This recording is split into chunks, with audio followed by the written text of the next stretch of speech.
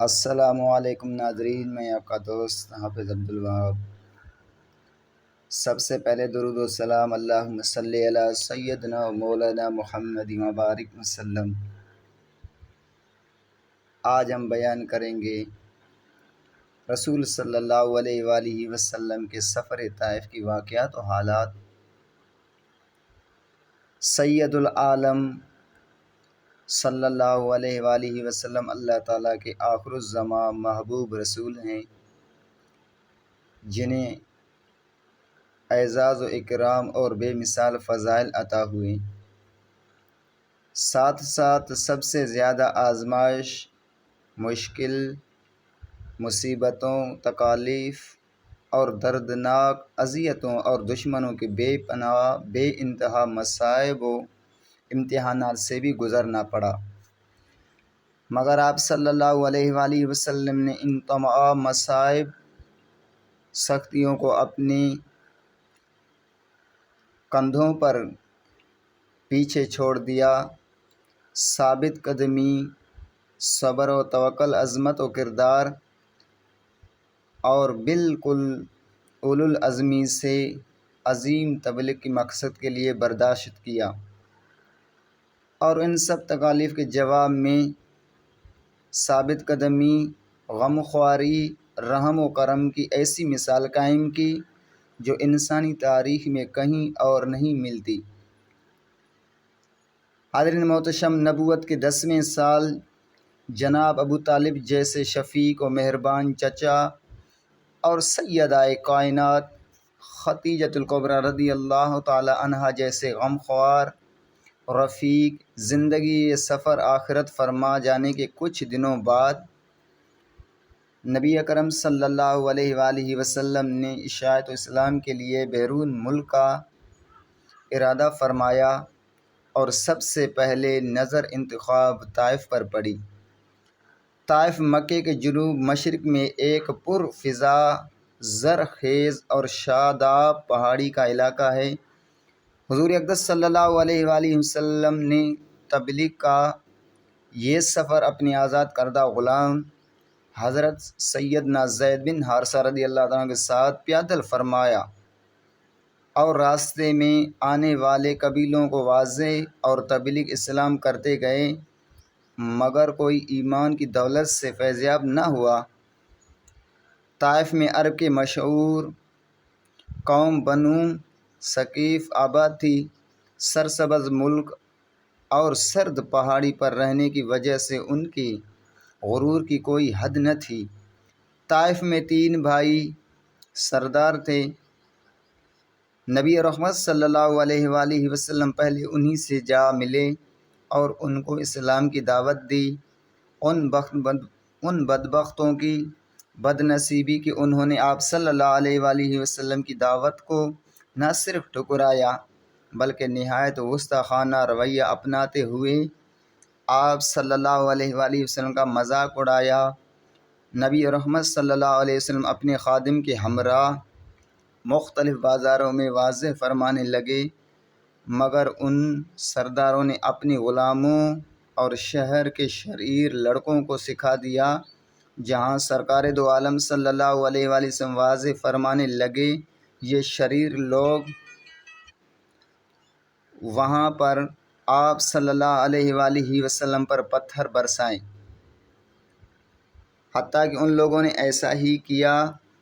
آپ صلی اللہ علیہ وآلہ وسلم پر پتھر برسائے، آپ صلی اللہ علیہ وآلہ وسلم لہو سے تر بتر ہو گئے، بدن مبارک سے خون مبارک بہتا ہوا قدموں تک پہنچا، قدموں سے بہتا ہوا نالین مبارک تک پہنچ گیا۔ جب آپ بیٹھ گئے تو ان لوگوں نے آپ صلی اللہ علیہ وسلم کے مبارک کندھوں سے پکڑ کر آپ صلی اللہ علیہ وسلم کو کھڑا کر دیا، پھر پتھر برسانے لگے۔ ان بدبختوں نے یہ سلسلہ جاری رکھا۔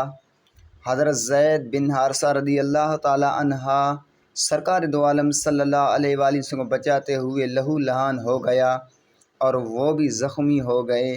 طائف کے یہ اوباش لوگ مسلسل آپ صلی اللہ علیہ وسلم کے پیچھے لگے رہے، یہاں تک کہ آپ صلی اللہ علیہ وآلہ وسلم طائف سے چند قدم کے فاصلے پر ربیعہ کے بیٹوں عتبہ اور شیبہ کے باغ میں پناہ لینے پر مجبور ہو گئے۔ آپ صلی اللہ علیہ وآلہ وسلم ایک دیوار سے ٹیک لگا کر انگور کی بیل کی سائے میں بیٹھ گئے۔ اسی دور کی حالت میں ایک دعا فرمائی جو دعائیں بہت مشہور ہے۔ اس دعا کے ایک ایک فقرے سے درد و غم اور خون ملال کی احساسات کا اندازہ کیا جا سکتا ہے۔ آپ صلی اللہ علیہ وآلہ وسلم نے بارگاہ الہی میں دعا کی، اے اللہ، میں تجھ سے اپنی بے بسی کا شکوہ کرتا ہوں۔ یہ مجھے رسوا کرنا چاہتے ہیں، اس کا شکوہ بھی تجھ سے کرتا ہوں۔ اے سارے جہانوں کے پالنے والے، اے مہربانوں سے زیادہ مہربان، اے میرے پروردگار، آپ مجھے کن لوگوں کے حوالے کر رہے ہیں جو مجھ سے دور ہیں، جو مجھ سے منہ چڑھا کر بات کرتے ہیں۔ اے اللہ، اگر تو مجھ سے ناراض نہیں اور اگر مجھ سے تیرا عقاب نہیں تو مجھے کسی کی بھی پرواہ نہیں۔ خداوند عالم، تیری عافیت کا دامن بہت وسیع ہے۔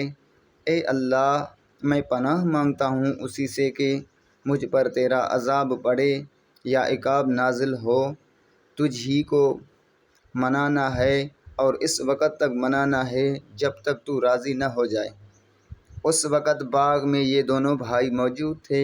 انہوں نے اپنے ایک غلام عداس جو مذہباً نصرانی تھا، ان کو انگور کے گوشے دے کر آپ صلی اللہ علیہ وآلہ وسلم کے پاس بھیجا۔ اس نے وہ گوشے آپ صلی اللہ علیہ وآلہ وسلم کے سامنے رکھ دیے۔ میرے اور آپ کے آقا کریم صلی اللہ علیہ وآلہ وسلم نے انگوروں کو کھانے کے لیے ہاتھ بڑھایا تو زبان مبارک سے بسم اللہ الرحمن الرحیم فرمایا۔ اس نے حیرت سے دیکھا اور کہنے لگا، یہاں کے لوگ تو ایسا نہیں کہتے۔ آپ صلی اللہ علیہ وسلم نے فرمایا، تم کہاں کے ہو؟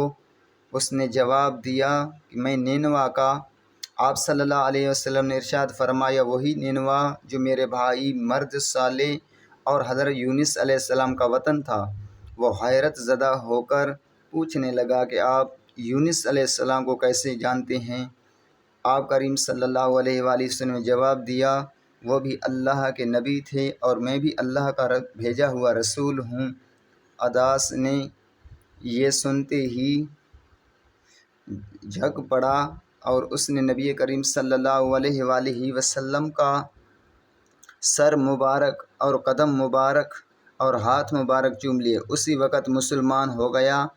عداس کی اسلام قبول نے گویا آپ صلی اللہ علیہ وسلم کی زخموں پر مرہم لگایا۔ نبی رحمت صلی اللہ علیہ وسلم جب تک یہاں سے اٹھے تو ایک پہاڑی کے سامنے آ گئے۔ اوپر نظر اٹھائی، بادل نے آپ صلی اللہ علیہ وآلہ وسلم پر سایہ کیا ہوا تھا۔ بادل پر نظر کی تو اس میں فرشتہ حضرت سیدنا جبرائیل امین موجود تھا۔ انہوں نے عرض کی، یا رسول اللہ صلی اللہ علیہ وسلم، آپ نے جو کچھ فرمایا اللہ نے سن لیا اور انہوں نے جیسا سلوک کیا سب کا سب دیکھ لیا۔ یہ میرے ساتھ ملک الجبال یعنی پہاڑوں کا فرشتہ ہے۔ اگر آپ اسے حکم دیں تو دونوں پہاڑوں کو ایک دوسرے کے ساتھ ملا دے جیسے کہ وہ لوگ کچل دیے جائیں۔ اللہ کے رسول کریم صلی اللہ علیہ وآلہ وسلم نے ارشاد فرمایا، نہیں جبریل، میں اللہ کا رسول ہوں۔ اللہ تبارک و تعالی نے مجھے رحمت للعالمین بنا کر بھیجا ہے، لہٰذا میں لوگوں کے لیے رحمت ہوں، زحمت نہیں۔ یہ میرے آقا و کریم صلی اللہ علیہ وآلہ وسلم کی تعلیمات تھے۔ آپ جتنے لہو لہان ہو گئے لیکن امت کے لیے کبھی بد دعا نہیں کی۔ ایک اور روایت میں آتا ہے مفہوم، حضرت عائشہ صدیقہ رضی اللہ تعالی عنہا حضور اقدس صلی اللہ علیہ وسلم سے عرض کرتی ہیں کہ جنگ احد سے بھی بڑھ کر آپ صلی اللہ علیہ وسلم کی زندگی میں کوئی تکلیف دہ دن آیا۔ آپ صلی اللہ علیہ وسلم نے فرمایا، بے شک عائشہ، طائف کا دن میرے لیے اس سے بھی بڑھ کر اذیت والا دن تھا، یعنی اس دن مجھے بہت زیادہ تکلیف پہنچائی گئی تھی۔ ان تکلیفوں کے باوجود بھی اللہ کے رسول نے کبھی بد دعا نہیں کی۔ کتنا شفیق ہے ہمارا نبی، جو خود تو زخم کھاتا ہے، خود تو خون بہاتا ہے، لیکن امت کے لیے کبھی بد دعا نہیں کرتا۔ اللہ سے امید کرتا ہوں میری ویڈیو آپ کو اچھی لگی ہے۔ اگر میرا ویڈیو آپ کو اچھا لگے تو اسے سبسکرائب اور لائک ضرور کریں۔ ملتے ہیں اگلے ویڈیو میں، تب تک کے لیے اللہ حافظ، اللہ نگہبان۔ السلام علیکم ورحمۃ اللہ وبرکاتہ۔